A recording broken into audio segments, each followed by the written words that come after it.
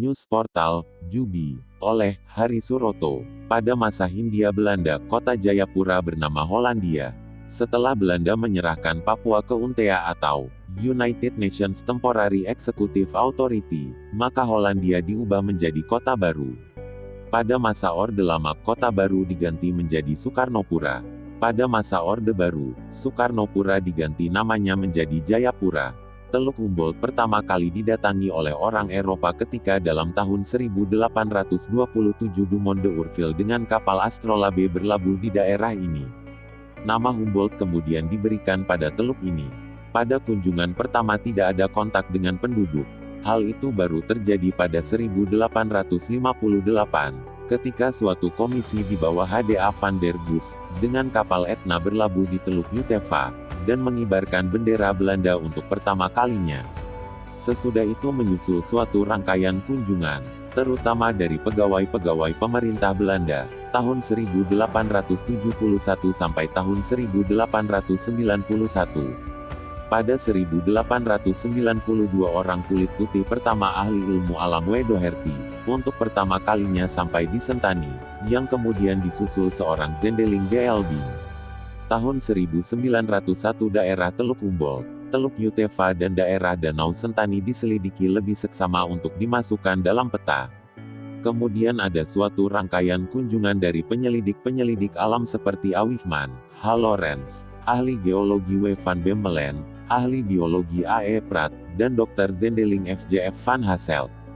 Berdasarkan surat keputusan Gubernemen, nomor 4 tanggal 28 Agustus tahun 1909, kepada asisten residen di Manokwari diperbantukan satu detasemen tentara. Detasemen ini diperbantukan terutama untuk mengedakan persiapan-persiapan bagi komisi perbatasan antara Belanda Jerman.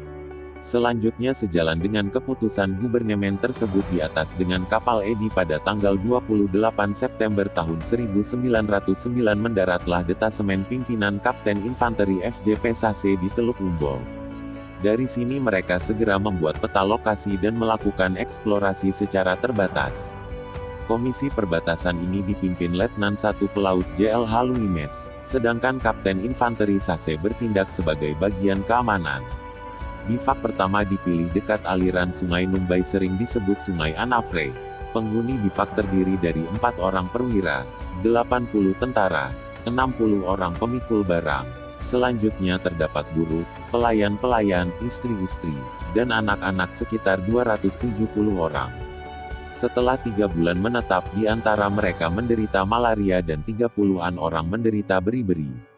Oleh karena ekspedisi perbatasan Jerman di Papua bagian timur, memberi nama Germainshock pada bivaknya, maka dalam suatu upacara sederhana yang dihadiri 4 regu berpakaian seragam dalam keadaan siap mengelilingi tiang bendera, pada tanggal 7 Maret tahun 1910 Kapten Saches memberi nama bivaknya, Hollandia. Ia kemudian memberikan amanatnya dalam bahasa Belanda. Disusul bahasa Melayu, seraya mengkomandokan, in naam der koningin, his de vlag gat gift dat zich nooit zal worden neergehaald, atas nama Ratu, kibarkan bendera Belanda. Semoga dengan ridho Tuhan bendera ini tidak akan diturunkan. Segera setelah bendera berkibar, semua kelewang disentakkan dari sarungnya dan terdengar teriakan, hura, 3 kali. Dalam perkembangan lebih lanjut, sesuai SK Gubernur Jenderal Hindia Belanda tanggal 14 Desember tahun 1925 nomor 3X Stasblad.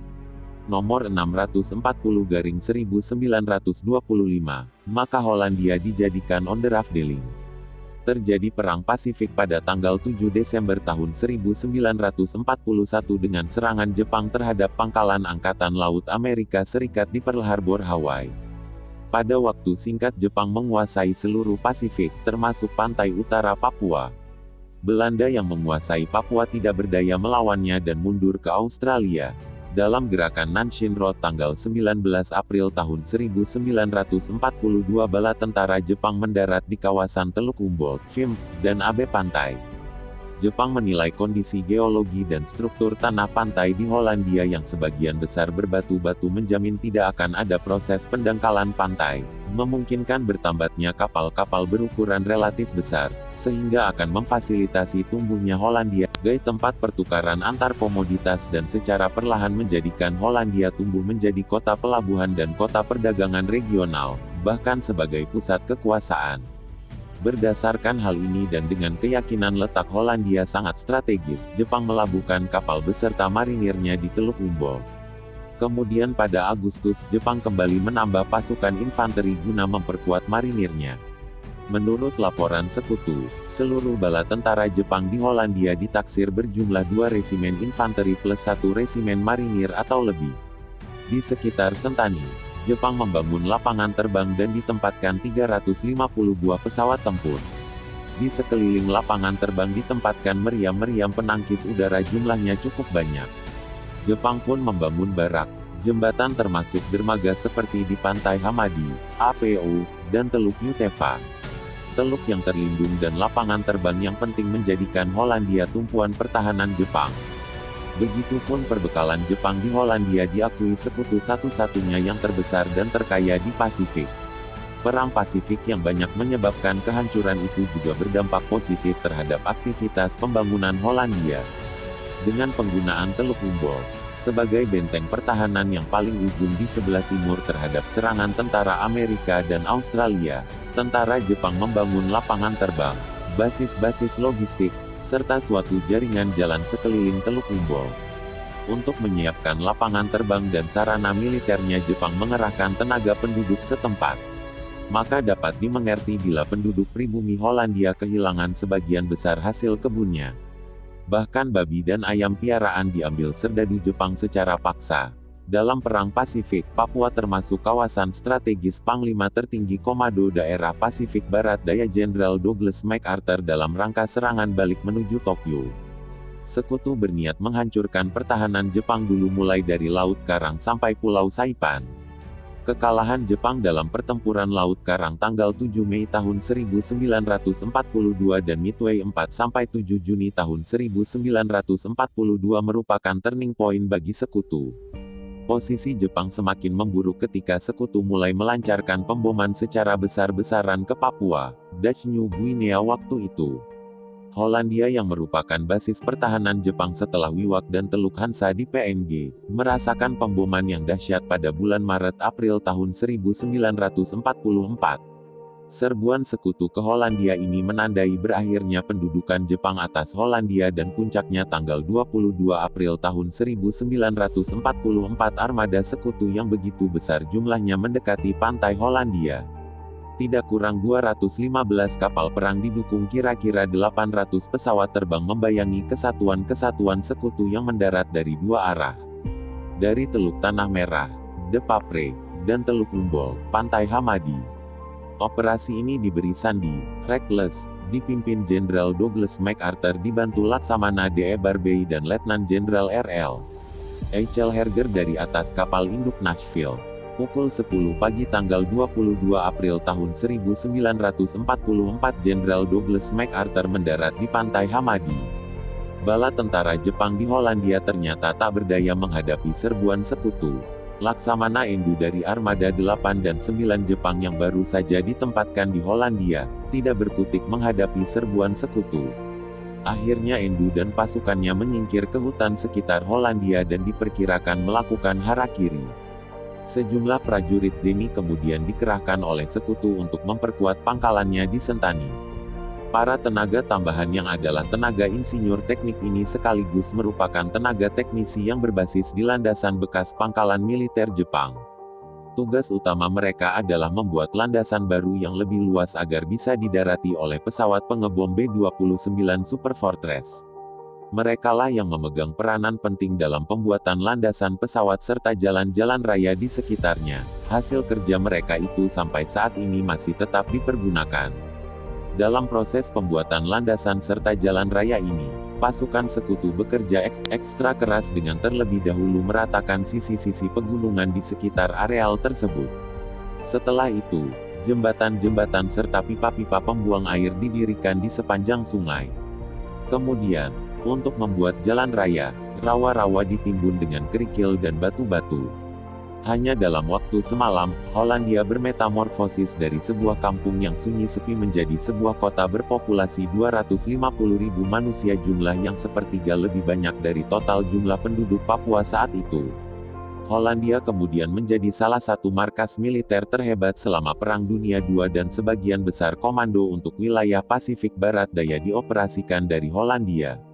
Sekutu menjadikan Hollandia sebagai basis G, dilengkapi dengan 9 galangan kapal, dok, fasilitas militer, rumah sakit, gudang, toko, dan tempat hiburan.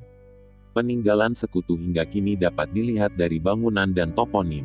Bangunan tinggalan sekutu berupa rumah bulat di Ifar Gunung, Abepura, APU, dan Sentani. Bangunan rumah sakit di Dok 2, tangki minyak di Depapre. Toponim peninggalan sekutu di antaranya Base G, Skyline, APO, Hawaii, Entrop, dan Dok 1-9. Pada tahun 1944 sampai tahun 1945, Papua diperintah oleh sekutu. Komandan sekutu membawahi para pejabat Belanda yang disebut NICA, Netherlands Indies Civil Administration.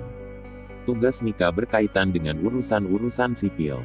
NICA terdiri dari Sonika, Senior Officer NICA, yang disamakan kedudukannya dengan Residen, dan Konika, Commanding Officer NICA, yang disamakan kedudukannya dengan Asisten Residen.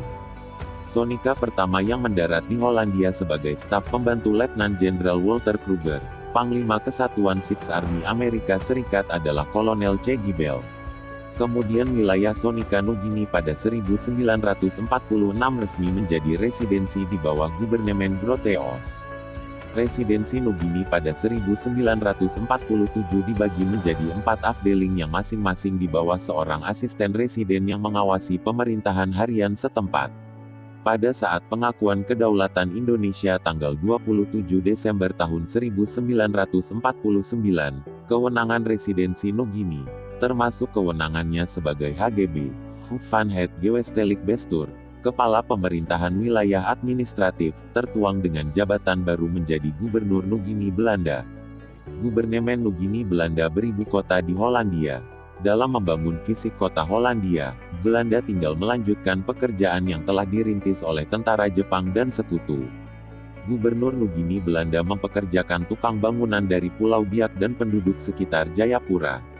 Saat ini peninggalan Belanda dapat terlihat dari bangunan dan toponim, seperti Rumah Sakit Dok 2, Angkasa, Abepura, Gedung DPRP, Kantor Gubernur Dok 2. Toponim diantaranya Kamp Kei, Vim, Klofkamp, Holtekamp, Kamp Walker, Kamp Cina, dan Polimap. Penulis adalah peneliti di Balai Arkeologi Papua.